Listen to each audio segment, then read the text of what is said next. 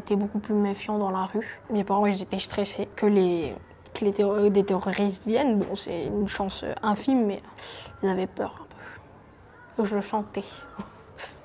Ça peut recommencer à tout moment. Samuel Paty, il a été tué, mais ça aurait pu être n'importe quel prof. Hein. Tu te dis, mon enfant, il est parti, je sais pas, par exemple, dans un concert, et bam, il n'y a plus d'enfants. Donc j'étais vraiment désolée pour leur famille, et en même temps, je trouvais ça horrible. Les caricatures qui ont été faites, etc., bah, j'ai compris que ça plaisait pas aux personnes musulmanes. C'est pas forcément une raison pour essayer d'enlever la vie à d'autres personnes.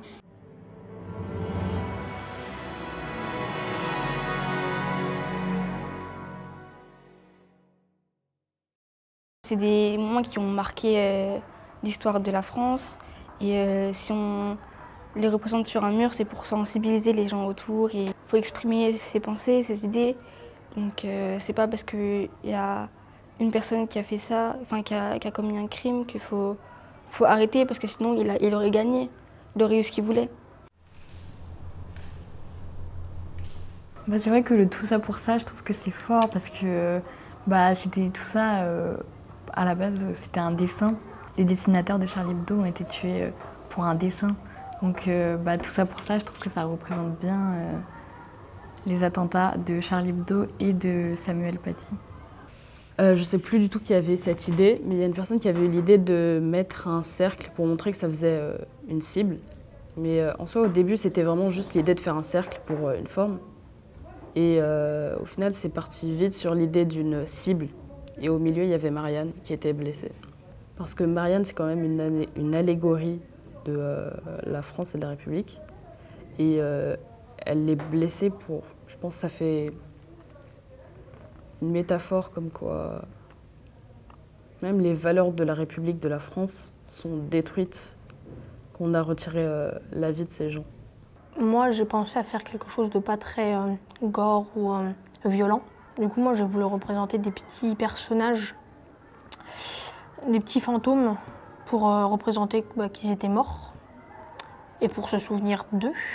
Derrière, il y a des grands rideaux. Au départ, je pensais faire des rideaux, c'est des rideaux de scène, avec une lumière juste au milieu et une ombre qui représente les terroristes. Bon, faut un peu chercher.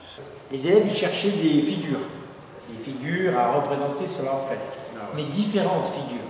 Alors il y a celle des victimes, toi aussi tu es une victime, mais tu es aussi un acteur.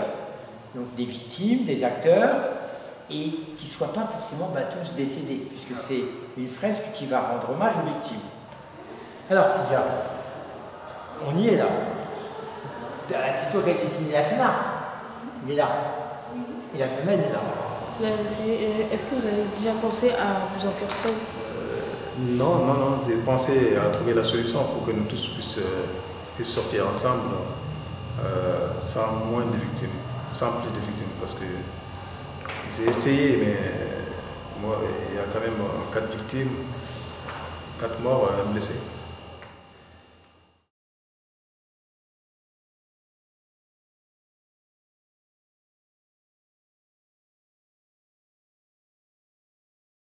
Moi, personnellement, ça me touche énormément. Je vous en félicite pour ce travail magnifique. Parce que moi, tous ces attentats, ça me touche énormément, que ce soit Charlie Hebdo, les Percassés, ou 13 novembre, ou même Samuel Paty. Quand on vous apprend liberté, égalité, fraternité, c'est souvent que des mots, en fait. On vous donne les définitions, on vous les apprend, vous les retenez, c'est bien. Voilà. Mais en réalité, il n'y a pas de comportement derrière. Liberté, égalité, fraternité, il faut vivre avec tous les jours, il faut les mettre en application, ces valeurs. Là, ça n'a. Dans l'hypercachère, il a un avantage sur le terroriste. Il connaît les magasins, il le connaît bien parce qu'il travaille tous les jours. Cet avantage-là, il l'a retourné sur les gens, pour les aider, en fait. Et tu poses une bonne question parce que, finalement, là, ça n'a. Au-delà de tous les mots, la fraternité, lui, il l'incarne. Ce jour-là, dans l'hypercachère, il a un comportement fraternel. Sans même y penser, on se dit, mais qu'est-ce que j'aurais fait à sa place? qu'est-ce que j'aurais fait à ce moment-là qu'il est en train de me raconter là? C'est ça.